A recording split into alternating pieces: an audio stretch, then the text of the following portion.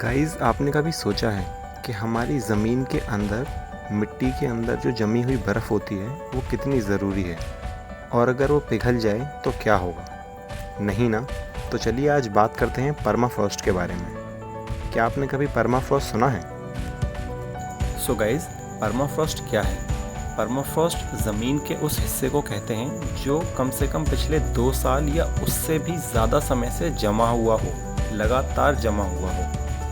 So guys, अब आप सोच रहे होंगे कि परमाफ्रॉस्ट हमारी धरती पर कैसे बनता है और अक्सर कहाँ मिलता है। तो इसका आंसर है कि खासकर जब सर्दियों की रातों में टेम्परेचर बहुत ठंडा होता है तो उस वक्त पर ज़मीन का एक ऐसा हिस्सा जहाँ पर पानी भरा हुआ हो, जैसे कोई पॉन्ड या लेक वगैरह हो, और या कोई ज़मीन गीली पड़ी हो और ठंडी बहुत ज़्यादा पड़ने से वो पानी जम गया हो, या फिर किसी पत्थर, चट्टान या किसी रॉक की दरार और छेदों में पानी भर जाने की वजह से, और सर्दियों की रातों में बहुत कम टेम्परेचर की वजह से 0 डिग्री से भी नीचे जब टेम्परेचर जाता है तो उन दरारों में भरा हुआ पानी, उन गड्ढों में भरा हुआ पानी या वो गीली ज़मीन जम जाती है। और ये जमने का प्रोसेस ज़मीन की ऊपरी सतह से लेकर नीचे तक जाता है एक क्रोनोलॉजिकल ऑर्डर के अंदर, और इसी तरीके से ये ज़मीन नीचे तक जमती चली जाती है। और अगर नीचे की ज़मीन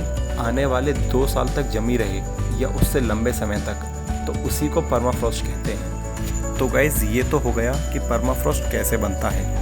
अब सवाल आता है कि परमाफ्रॉस्ट कहाँ बनता है और हमें अपनी धरती पर कहाँ देखने को मिल सकता है। तो इसका जवाब है, परमाफ्रॉस्ट ठंडी जगहों या ऊंची जगहों पर बनता है, जैसे माउंटेन रेंजेस में। सो अगर हम नॉर्दर्न हेमिस्फेयर की बात करें तो हमारे नॉर्दर्न हेमिस्फेयर का 1/4 हिस्सा, जो 1/4 इलाका है, वो परमाफ्रॉस्ट से बना हुआ है। सो अगर हम नॉर्दर्न हेमिस्फेयर की बात करें तो आर्कटिक में, जो आर्कटिक रीजन है, उसमें साइबेरिया, कनाडा, अलास्का और ग्रीनलैंड के हिस्से, और हाई एल्टीट्यूड की बात करें या ऊंचाई वाले इलाके की, तो जैसे तिब्बत प्लेट्यू या रॉकी माउंटेन्स में परमाफ्रॉस्ट देखा जा सकता है। ये आर्कटिक ओशन के फ्लोर पर अंडर सी परमाफ्रॉस्ट भी मिलता है। और सदर्न हेमिस्फेयर में जहाँ जमने के लिए कम ज़मीन है, वहाँ साउथ अमेरिकन एंडीज़, न्यूजीलैंड के सदर्न एल्प्स या एंटार्कटिक में परमाफ्रॉस्ट मौजूद है। साउथ हेमिस्फेयर के परमाफ्रॉस्ट पर गाइज इतना ज़्यादा रिसर्च नहीं हुआ है, और वहाँ पुअरली मैप्ड परमाफ्रॉस्ट मिलता है। अगर हम परमाफ्रॉस्ट के एरिया की बात करें तो नॉर्दर्न हेमिस्फेयर में परमाफ्रॉस्ट का एरिया 2.2 मिलियन स्क्वायर किलोमीटर्स में फैला हुआ है। और आपको ये जानकर बड़ा ही शौक लगेगा कि इतना बड़ा एरिया जो परमाफ्रॉस्ट से जमा हुआ है, ये अमेरिका, कनाडा और चाइना के कंबाइंड एरिया से भी ज़्यादा है। तो आप सोच सकते हैं कि जमा हुआ परमाफ्रॉस्ट एरिया ज़मीन के नीचे कितने बड़े एरिया तक फैला हुआ है। देखिए दोस्तों, परमाफ्रॉस्ट की बेसिकली 3 लेयर होती हैं।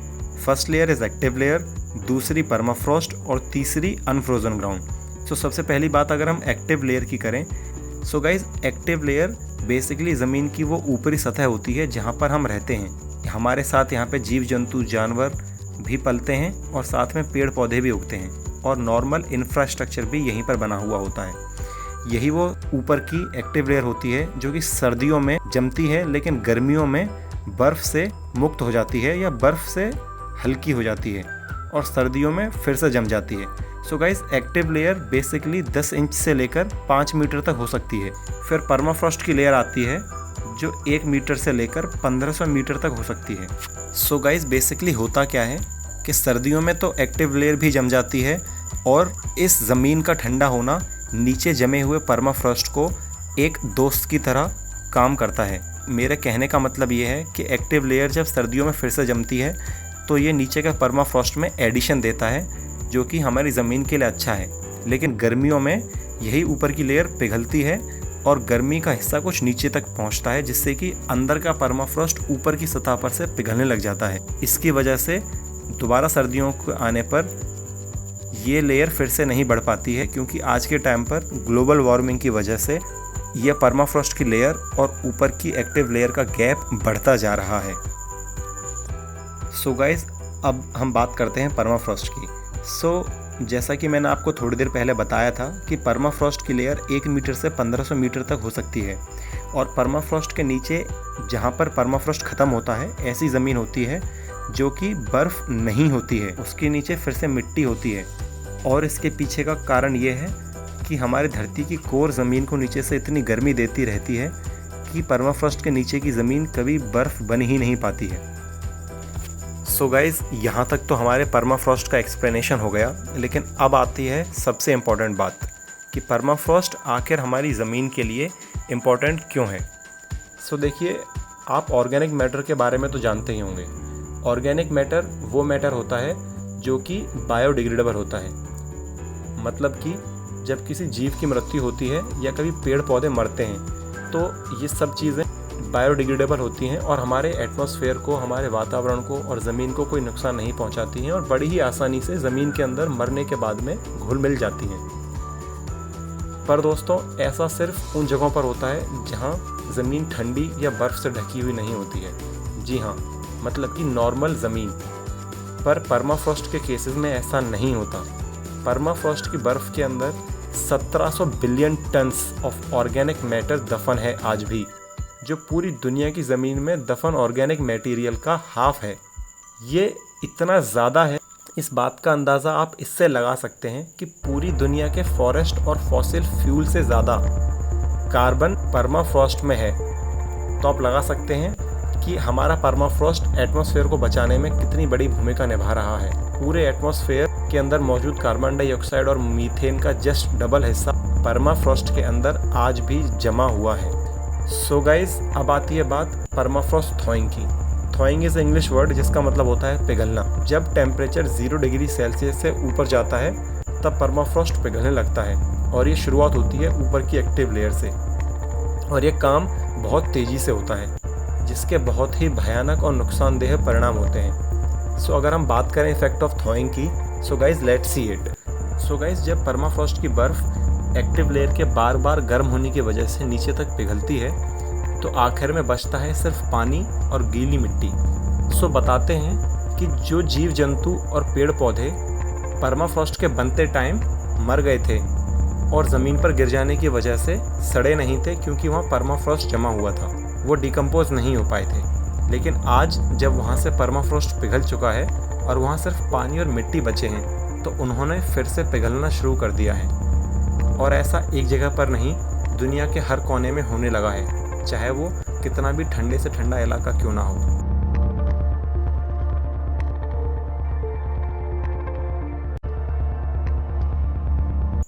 देखिए दोस्तों, ऑर्गेनिक मैटर मतलब जो चीज़ें सड़ती हैं मरने के बाद में, दो तरीके से डिकम्पोज होती हैं। First without oxygen and second with oxygen. तो अगर हम ऑक्सीजन के प्रेजेंस में डिकम्पोजिशन की बात करें तो आपको बता दूं कि ऑक्सीजन के प्रेजेंस में डिकम्पोजिशन जब होता है तो CO2 बनती है, जो कि most popular green house gas है। और अगर ऑर्गेनिक मैटर ऑक्सीजन की एब्सेंस में डिकम्पोज होता है तो बनती है CH4 यानी कि मीथेन गैस, जो कि आप ऑलरेडी जानते हैं कि एक बहुत ही हाईली फ्लेमेबल गैस है। तो जैसा कि आप देख सकते हैं कि हमारे किसी भी लेक वगैरह के अंदर सड़ने वाली चीज़ें जो ऑक्सीजन की कमी में सड़ती हैं, वहाँ अक्सर मीथेन बनती है। तभी हम कहते हैं कि किसी दलदल के आसपास आग बहुत जल्दी लग जाती है, या किसी सड़ी गली ज़मीन के अंदर छोटी सी गर्मी या चिंगारी लगने से उस गैस में आग लग जाती है।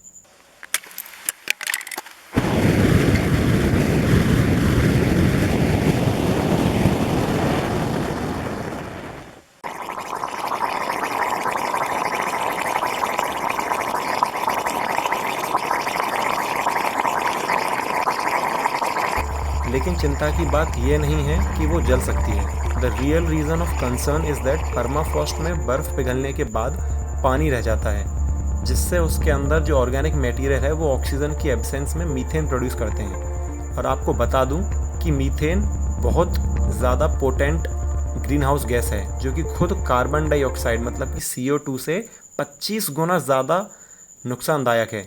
अब आप सोच सकते हैं कि जो अंधे होकर आज के टाइम पर हम लोग पॉल्यूशन कर रहे हैं, उससे जब परमाफ्रॉस्ट पूरा का पूरा पिघल जाएगा और परमाफ्रॉस्ट के अंदर जमा हुआ कार्बन डाइऑक्साइड और मीथेन, जो कि हमारे एटमॉस्फेयर से 2 गुना ज़्यादा है, बाहर आ जाएगी, तो एटमॉस्फेयर के अंदर कितनी ज़्यादा गर्मी और ग्रीन हाउस गैसेस बढ़ जाएंगी। तो अब आप सोच सकते हैं कि सीधे सीधे शब्दों में बात करें तो गर्मी की वजह से कहीं भी बर्फ़ नहीं बचेगी और आपके फ्रीज़र के अलावा आपको कहीं बर्फ़ देखने को नहीं मिलेगी।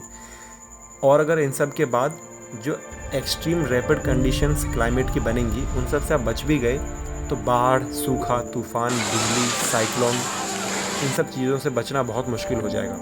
और इन सब के बाद निकल कर आती है डिसीज़ की बात। जी हाँ, परमाफ्रॉस्ट एक ऐसी चीज़ है जो कि लास्ट टाइम के आए हुए हिमयुग से मतलब लास्ट टाइम का आया हुआ आइस एज के बाद से अब तक की जो बर्फ़ जमी हुई है जो कि आज तक पिघली नहीं है, वो धीरे धीरे पिघलती है तो उसके अंदर जमे हुए वो वायरसेस और बैक्टीरियाज अपने हाइबरनेशन से बाहर आ रहे हैं और हमारे एटमॉस्फेयर में घुल मिल रहे हैं। इसी वजह से आज के वक्त पर इस तरह की बीमारियां देखी जा रही हैं जिनका कोई इलाज नहीं मिल रहा है। और ये बात मैं सिर्फ हवा में नहीं बोल रहा हूँ, इसके बहुत सारे परिणाम भी सामने आ चुके हैं और आते जा रहे हैं। बल्कि साइंटिस्ट के दिमागों में ये बहुत बड़ा कंसर्न बना हुआ है जब आने वाले वक्त में पूरी की पूरी परमाफ्रॉस्ट की लेयर पिघल जाएगी और उसमें से निकलने वाले ऑर्गेनिक मटेरियल से बढ़ने वाली बीमारियों के बारे में हम जानेंगे भी नहीं और वो बीमारियां फैलने लग जाएंगी। तो इतनी सारी बीमारियों का एक साथ हम इलाज कैसे ढूंढ पाएंगे। अब आप इस बात को ऐसे समझिए कि हमारा परमाफ्रॉस्ट फ्रीज़र की तरह है जो किसी भी तरीके की चीज़ को ताज़ा रखता है। लेकिन क्या होगा अगर आप कुछ दिनों के लिए बाहर जाएं और आपका फ्रिज ख़राब हो जाए, तो आपके फ्रिज के अंदर रखा हुआ कोई भी सामान इतना बुरी तरीके से सड़ जाएगा और जब आप फ्रिज आकर वापस खोलेंगे तो उसमें से जो गंदी बदबू आएगी उसको आप सहन नहीं कर पाएंगे। वैसा ही कुछ होता है जब परमाफ्रॉस्ट पिघलता है। सो गाइस, आज का ये परमाफ्रॉस्ट का टॉपिक यहीं तक था। आप प्लीज़ कमेंट में बताइएगा कि आपको वीडियो कैसी लगी and please like the video, subscribe the channel as well, आगे आने वाली ऐसे ही गज़ब की वीडियोस को जानने के लिए।